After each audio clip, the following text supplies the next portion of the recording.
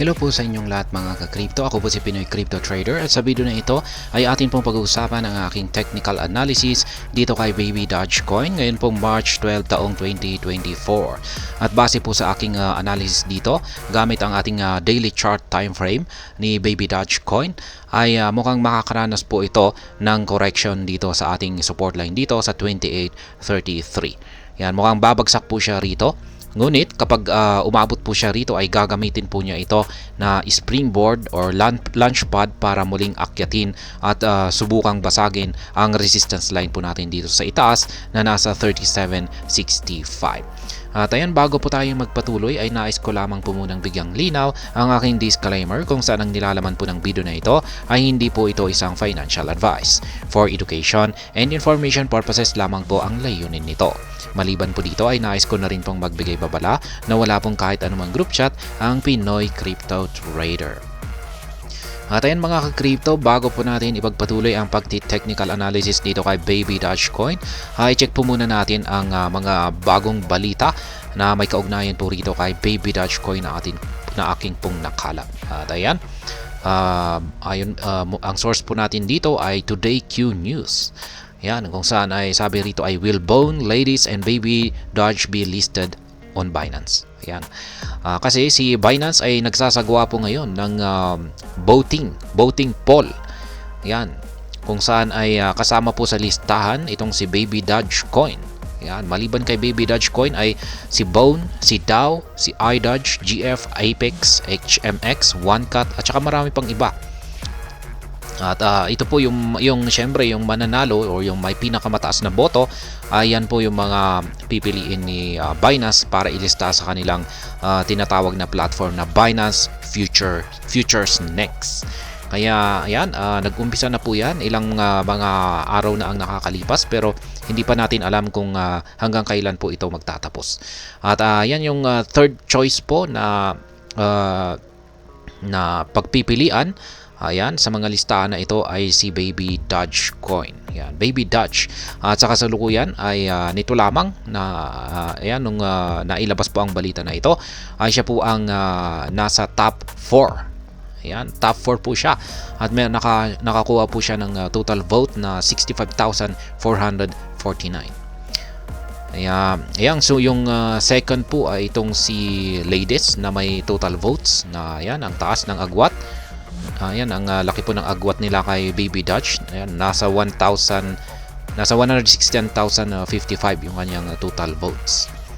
Ayan po si Memecoin Ladies. At yung nangunguna po or yung rank first, yan, yung nangunguna ay itong si Diliseum. Yan, AGI token.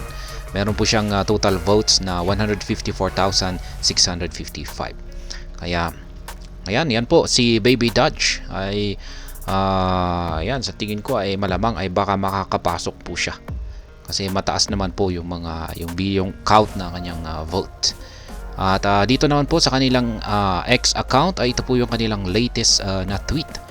Ito po ay noong March 10. Yan, sabi rito ay our community gallery page displays hundreds of images generated by our community via AI. Ayan.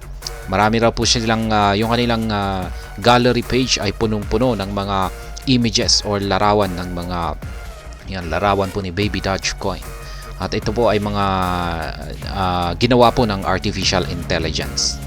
Kaya yan, balikan na po natin ang pagti-technical analysis dito kay Baby Dogecoin. At ayan po, nung ganitong mga nakalipas na araw ay tuloy-tuloy po yung kanyang pag-akyat.